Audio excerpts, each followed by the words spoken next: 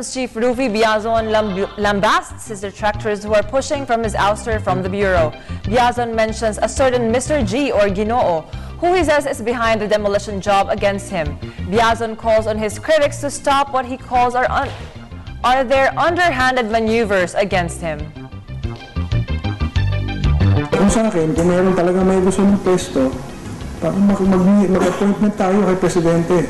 Hingi niya yung pwesto, bibigay ko yan. Ganun na lang ang usapan. Merong mga naghahangad na makuha, matanggal ako. Meron namang ibang naghahangad na makuha yung pwesto. So, like I said, naririnig ko naman yung mga yun at nalalaman ko naman. Hindi mo naman maitatago yung mga ganung galaw. So, minamanmanan ko rin sila, yung mga kilos nila. So, I would have to deal with them appropriately.